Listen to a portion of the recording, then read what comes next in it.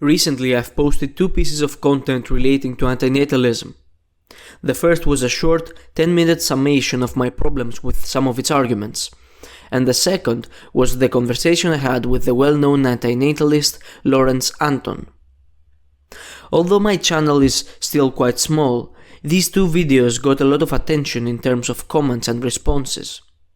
Most of these comments are in favor of antinatalism, which is normal given that my videos mostly attracted people who are antinatalists. I was very happy to see that many comments were actually deeply thought-provoking and detailed arguments. And whenever someone is actually serious about arguing with me, I'm always going to take them seriously. That's why today I'm going to respond to the best of these comments by providing counterarguments and clarifications when needed. Of course, a small minority of these comments are just negative expressions against my person, which I do not take seriously. I'm happy to argue with anyone, but you have to bring an argument. If the whole point of your words is just to paint me as a sadist who lacks empathy, then I'm not going to listen to you. Remember to always stay respectful with others, whether that's online or in real life. Otherwise, people are just not going to talk to you. Now let's get to the comments. And the very first one is this. I came to antinatalism on my own as a child and learned the formal arguments later in life. I've long wished I were wrong, but unfortunately these arguments are things I've heard before and are simply unconvincing. That's obviously referring to the arguments I made in the 10-minute video. To begin with, the argument from consent is not talking about people who don't exist. Antinatalism does and only apply to people who are to be born or were born. That is, while not here yet, they definitely will exist. It's not a hypothetical person that it applies to, it is only an actual person. Thus, since it's an actual person, you require their consent and you cannot acquire it. Now, I've heard this sort of argument a lot. It's a sort of response to the logical problem of the consent argument, which is that, of course, consent does not apply to non-existent persons, and since antinatalism talks about procreation itself, we cannot say that we break the non-existent person's consent before they're born. And this sort of response is basically saying something like this. No matter what you say about logic or whatever, the consent argument still stands because the person is actually going to exist if you procreate them. In other words, it's not actually helpful, it's not actually useful to talk about consent as if the person just doesn't exist, because even possible existence is a form of existence, in the sense that if we do procreate, the person will actually exist, and so their consent will actually be broken. I think this is a pretty bad counter-argument for a couple of reasons. First of all, the commenter himself or herself makes a pretty strong claim that is very unsupported, which is that although the non-existent person does not exist yet, it will definitely exist, which is not true. We're not talking about something that definitely exists, we're talking about possible existence. If you choose to be an antinatalist and not give birth, the person who could have existed would not exist, so we're not talking about someone who definitely will exist. The second problem with this counter-argument is that it presumes that consenting to being procreated even makes logical sense. You can tell me that, like, you don't want to hear about the logic behind agents and non-existent things and existent things and ontology, but again, the very statement that I consent to be created or I don't consent to be created simply does not make sense. It is pure nonsense. Why is it pure nonsense? Well, to say that you would have the right to consent to your birth is to take a property of your existing personhood, which is agency, and apply it to deny the very grounds from which your agency arises. This sort of agency that you have, this freedom that you have to give consent and your right to give consent to things, presumes that you are an existing person. So to say that you would have the right to consent to something that is before your existence is simply a logical contradiction. In the next paragraph, the comment talks about how my idea of non-existence as being truly neutral is somehow unempathetic because we cry at our loved one's funeral. Well, we care about the death of our loved ones because they once existed. If they have never been born, we wouldn't care. So my argument is not touched by that in any extent. The commenter then goes on to talk about the asymmetry argument, and he basically brings up two different points.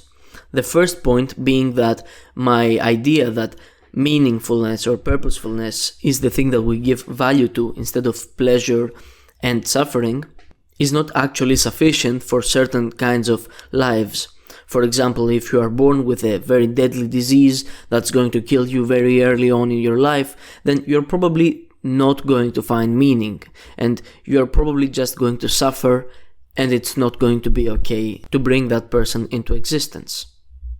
Continuing from this, the commenter then makes the argument that, well, is it moral for others to suffer for somebody else's sake? Specifically, he tries to make a parallel between procreation and slavery. He says, if you can justify a person being tortured by biology to balance out another having purpose, then you can justify every free person owning a slave. It doesn't really get better even if you offset the numbers. If it takes 10 people with purpose to justify one sufferer, then every 10th person can equally own a slave. No amount of slaves to satisfy others is okay, and equally so, no amount of suffering to grant others purpose is okay. To respond to both of these points, I want to make the following case. First of all, of course, there are certain kinds of lives that simply contain too much suffering for them to be meaningful. I agree with that wholeheartedly, and I believe that as best as we can, we should minimize the amount of procreation that happens in those cases. For example, if you know that there is a very high risk that your child is going to be born with a deadly disease or something that's going to kill them very early on and will not give them any quality of life, then it wouldn't really be moral to give birth to that person. I agree with that. But the real question is the second point. Is it ever moral for others to suffer for someone else's sake? If we think about this concept in a vacuum, it seems that we should say no, right? It seems like, no, of course, it's not fair for some people to suffer in order for someone else to feel good or for someone else to have X experience or Y experience, etc. It seems very bad. However, we do not live in a vacuum. There is, in fact, different alternatives. And what are the alternatives here? The first alternative is that some people suffer in the sense that, of course, some procreation is going to lead to lives that have too much suffering, and that's going to be unpredictable. But the second alternative is that no one has any experience ever. So now when we have in mind those two alternatives, and we are aware that these are the only two alternatives, then we have to apply a theory of value here. And depending on our theory of value, we're going to get a different answer. For example, I could make the case, even if we think of value just in terms of suffering and pleasure, I could make the case that, look, if it is that absolutely nobody is going to ever experience anything positive ever again, and that's because some people in the alternative scenario would suffer, and those some people are indeed a small amount, then I could make the case that the first scenario is actually better. Yes, I would prefer that a very large majority of people would live lives that have purposes and that they find meaningful enough to keep going, while also having a small number of people who don't have meaningful or pleasurable lives. I could very well make the case that that's preferable to absolutely nobody ever having a single positive experience or a single meaningful experience. It's like saying, well, look, we're going to have a party next week, and this party is going to be great, and it's going to be thrilling, and it's going to create memories in our head, and it's going to be great. But in order to make that party, we're going to have to exclude from our group a very small amount of people who are not going to party and who will be alone in their rooms, and they're going to be sad about it. Now, if there were some alternatives like, for example, getting those few people and getting them into a different kind of activity along with everyone else, we would of course take that alternative. But if the only other alternative is that there will be no party, no hangout, no experience, no memories for anyone, I think that actually most people would throw the party, even if it is at the expense of a small minority. Now that's the first way that I could respond to this, but there is also another way, and the other way is the way that I actually believe this should be answered to. And it is that my theory of value does not hold that pleasure and suffering are the only things that matter in terms of value. I believe that morally valuable things don't have to be related to suffering or pleasure. I'm going to explain that a little bit more later when I talk about telos and things like that. But for now, I can just say, I don't accept the premise that values are only related to suffering and pleasure.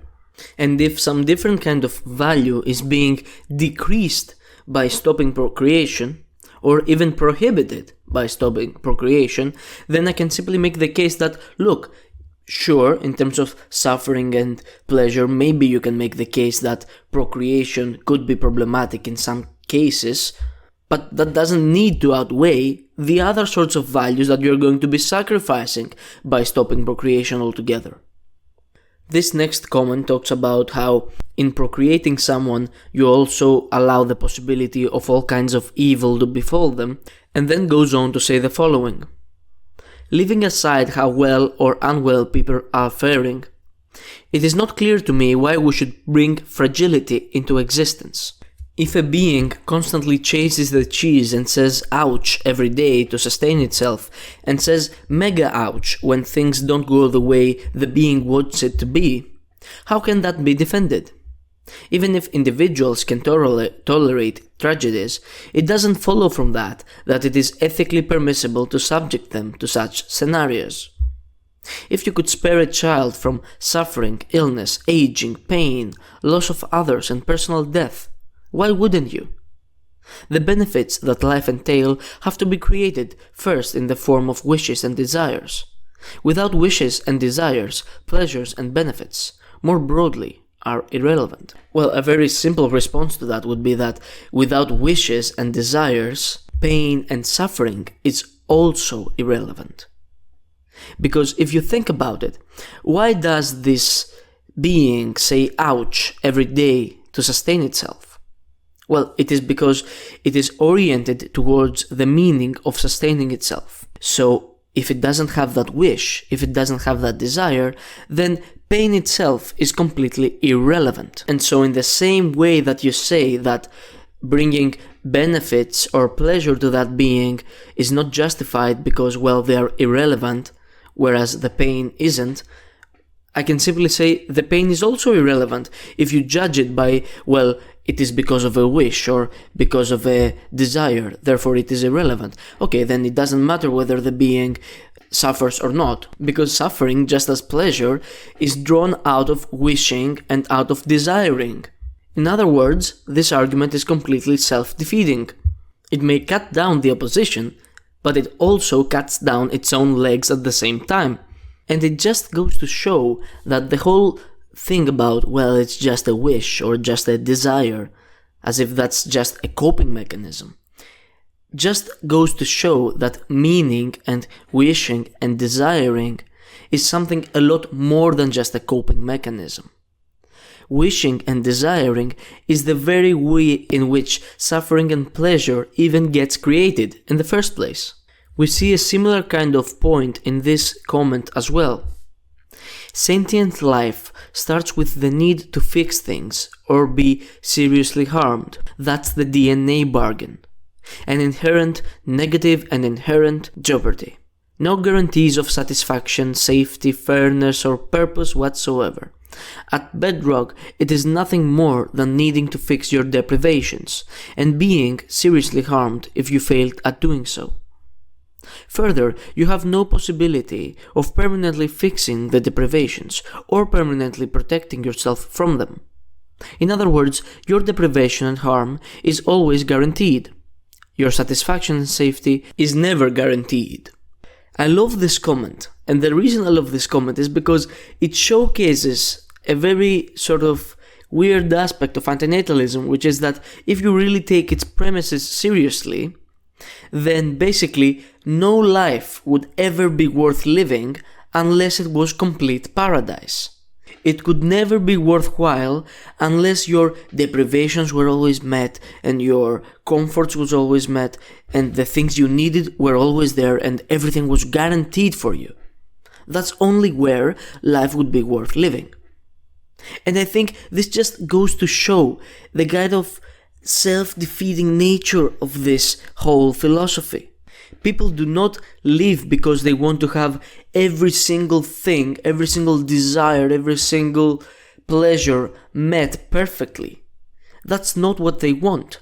They want something quite different. They want real experience of reality.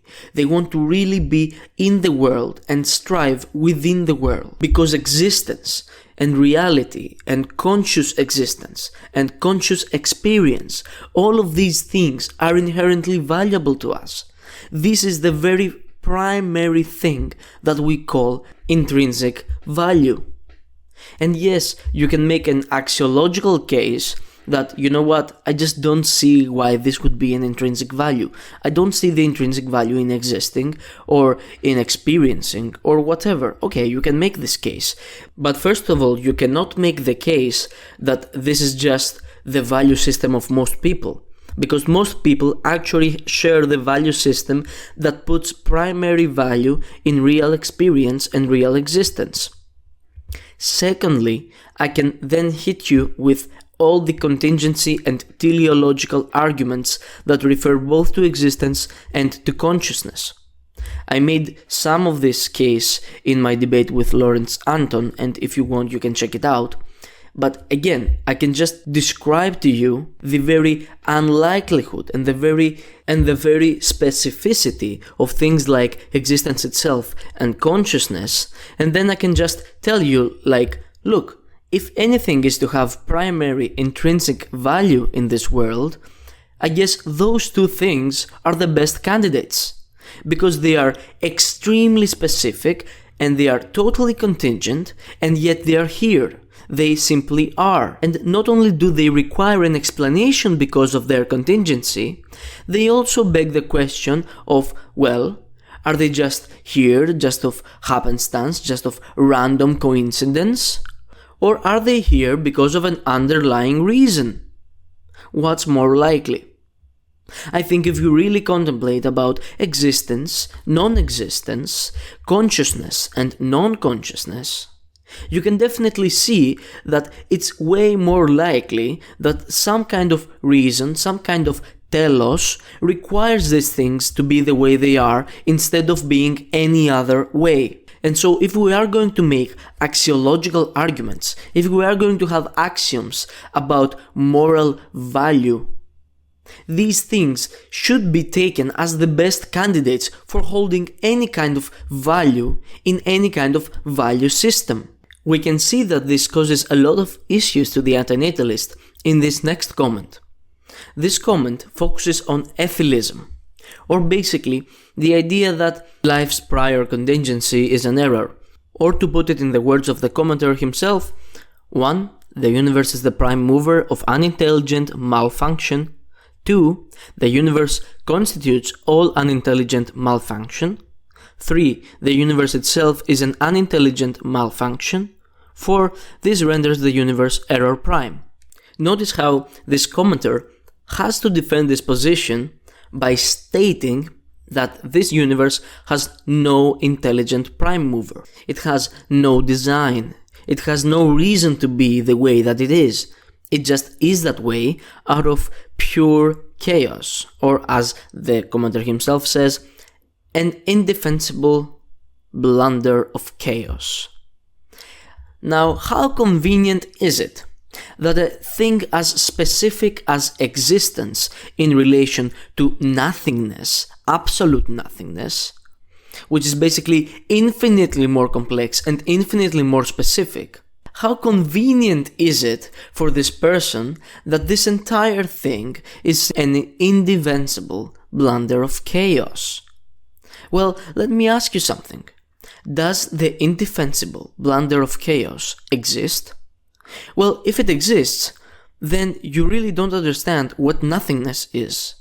Because to say that out of nothingness, or in spite of nothingness, an indefensible blunder of chaos causes the universe to exist, you're simply stating that you don't understand what nothingness is.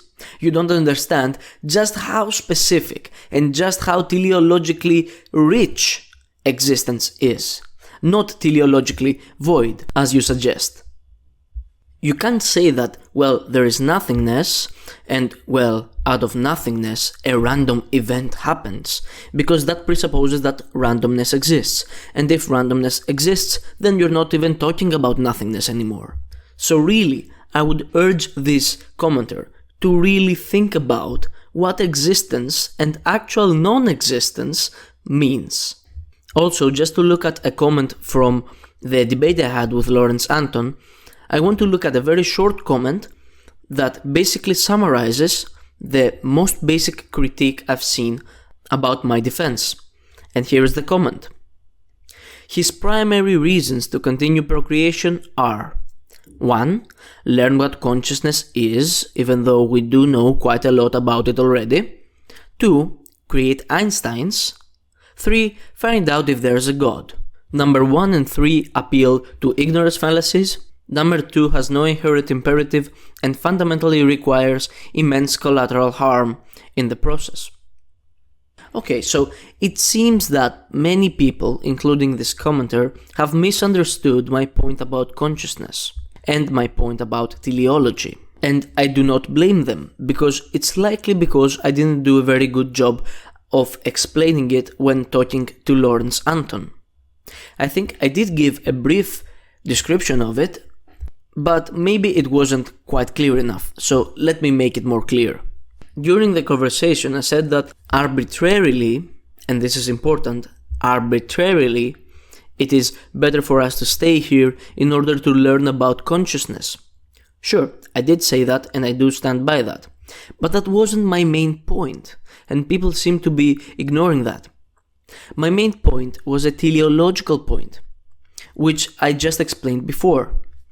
If we are going to have axioms about values, things that are extremely contingent, special, and central to all of our meaning making, would have to be the best candidates for objective values. This includes existence and consciousness. So my main point isn't that we just have to learn how consciousness comes about, even though that's also important, because maybe it can refute my point. It can show that, you know what, consciousness is actually not important or contingent or anything like that. It's just a necessary result of teleologically void stuff. But my main and core point remains that it is intrinsically valuable to have consciousness in general in the world, and it is intrinsically valuable to have real experience of actual reality.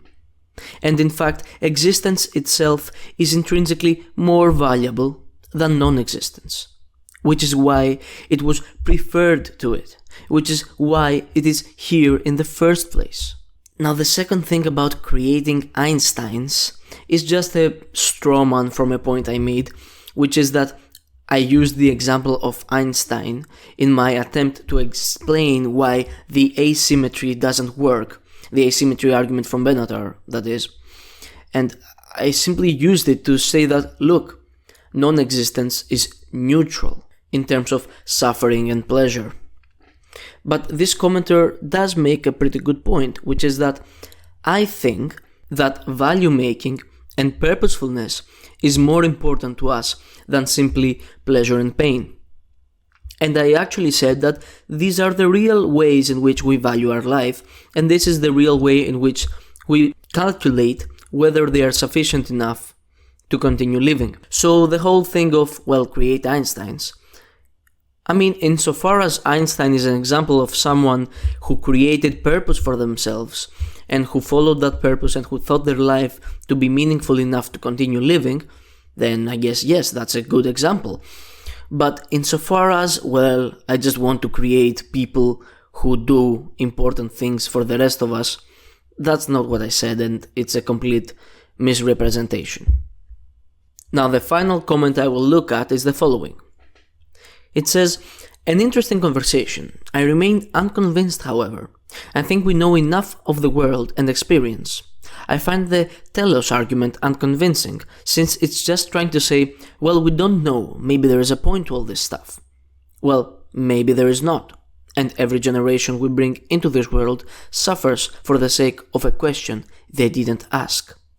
That's a very good point, actually, but I would like to play the game of probability, because in trying to make knowledge claims and in trying to find out what we should do, there is also going to be a degree of probability.